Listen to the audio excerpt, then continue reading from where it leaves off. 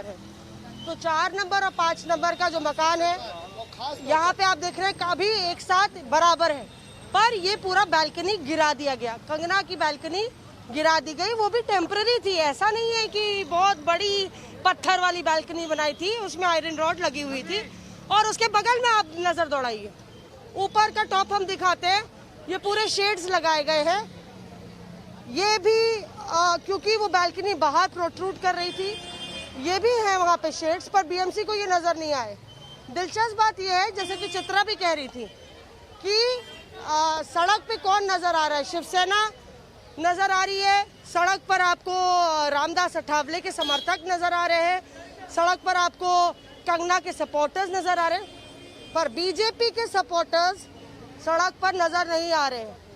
और कहीं ना कहीं शिवसेना को ये अखर रहा है कि लगातार जिस तरह से गृह मंत्रालय का धन्यवाद, प्रधानमंत्री की प्रशंसा, गृह मंत्रालय ने जो सुरक्षा मुहैया कराई, शिवसेना इसमें पूरी साजिश देख रही है महाराष्ट्र सरकार को बुरा दिखाने की, बुरा बतलाने की। और कहीं ना कहीं उसको तूल आग में घी डालने का काम एक तरह से कंगना रनावत कर रही है शिवसेना के लिए। उनको ये लग रहा है कंगना रनावत अगर गृह मंत्रालय का धन्यवाद करती हैं तो उसमें किसको चोट सबसे ज्यादा पहुंचेगी? शिवसेना को, क्योंकि शिवसेना बोल रही है कंगना मुंबई ना आए, और कंगना कहती है रोक सको तो रोक लो। और उसके बाद गृह मंत्रालय आता है और बोलता है हम सुरक्षा देंगे। आप ही ने किया था इंटरव्यू, हिमाचल प्रदेश के मुख्यमंत्री आ जाते हैं, वो बोलते हैं कि हमारी बेटी है ये, और हिमाचल की बेटी को सुरक्षा मुहैया कराना, उनके पिता परेशान है, हमारा धर्म है। तो ये सब बातें जो है लगातार, मैंने पहले भी कहा था, शिवसेना और बीजेपी का पुराना नाता रहा है। और जिस तरह से शिवसेना ने सरकार बनाई, दोनों के रिश्तों में खटास आई, अभी पुरानी रंजिश एकदम भूली नहीं है बल्कि और तीखी हो गई है। और ऐसे में कंगना का भूरी भूरी प्रशंसा, चाहे वो मोदी सरकार की का करना या प्रधानमंत्री की प्रशंसा स्वच्छ भारत के लिए करना, और लेटली गृह मंत्रालय की प्रशंसा करना और धन्यवाद देना, ये शिवसेना को भाया नहीं है। ऐसे में एक छोटा बच्चा जब बदमाशी पे उतर आता है या फिर जब शैतानी करता है या नासमझी करता है, उसको कह लीजिए कहीं ना कहीं छोटा भाई कहते थे। बीजेपी और शिवसेना की जोड़ी भी जय वीरों की थी। जिस तरह से शिवसेना या महाराष्ट्र सरकार या बीएमसी ने रिएक्ट किया है, ये इमेच्योरिटी ही है। और शायद यही वजह है कि शरद पवार उसमें कूद पड़े और उन्होंने बोला कि बीएमसी को नहीं करना चाहिए। छोटे बच्चे की बदमाशी वाला शब्द इस्तेमाल किया तो मुझे नॉटी याद आ गया। अब ये जो बदमाश और नॉटी था, देखिए पता है मौसमी सबसे बड़ी चूक क्या हुई है? आपने ये समझ लिया कि राजनीतिक तरीके से केंद्र आप पर अटैक कर रहा है कंगना रनावत के जरिए। ये काल्पनिक जाल या फिर वास्तविक जाल है या नहीं, इसमें आप फंस जरूर गए हैं, और ये आपने अपने दिमाग में पैदा किया था, जिसकी वजह से आज जो कदम उठाया गया है, सहानुभूति की एक पूरी लहर दूसरी तरफ चली गई है। आज सफाई देते फिरना पड़ रहा है संजय राउत को कि ये बदले की कार्रवाई नहीं है। उन्हें समझाना पड़ा कि उन्होंने जो अपशब्द बोला था मेरे मुंह से भी नहीं निकलेगा नेशनल टेलीविजन पर। उसके बाद में वो उस पर सफाई देने लगे कि मैं तो नॉटी बोल रहा था।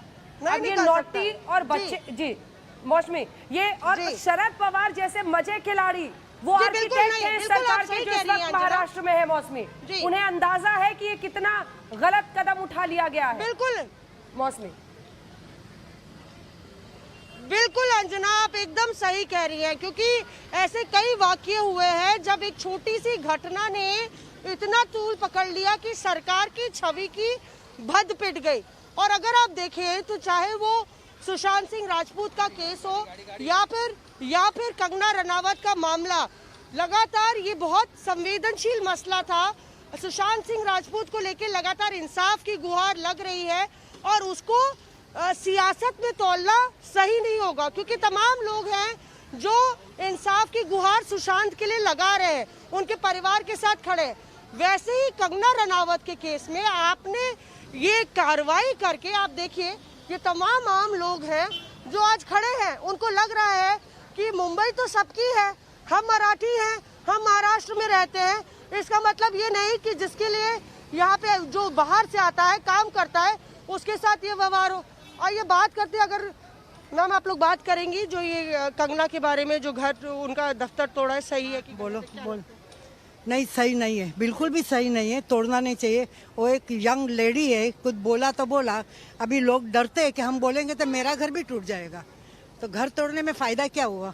क्योंकि डरते हैं कि अगर वो और बोलेगी तो हमको लोग पकड़े जाएंगे, हमको मारे, तो इसलिए मारते उसको। तो ये संदेश आपको लगता है मैसेज ठीक नहीं गया इस तरह से कर? नहीं, नॉट एट ऑल, जरा भी नहीं।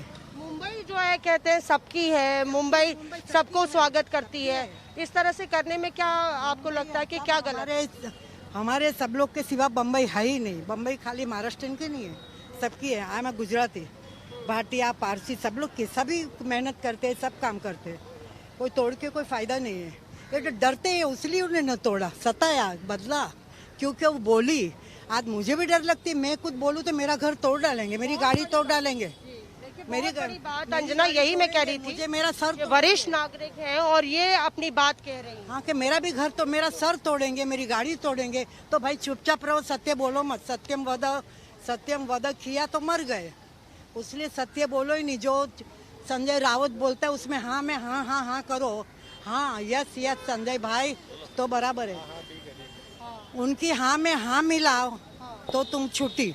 अगर तुमने तुम्हारा सर ऊपर किया तो तुम मर गए। तुम नीची मुंडी रख के महाराष्ट्र में चलो तो ही बराबर है। ऐसा लगता है आपको? आपको क्या लगता है कि ये सही है कि ऐसा? नहीं, ये 100% गलत है मैम, क्यों आपको गलत है? क्योंकि मैं भी एक नॉर्मल जॉब करने वाला हूँ, मुंबई का नागरिक हूँ।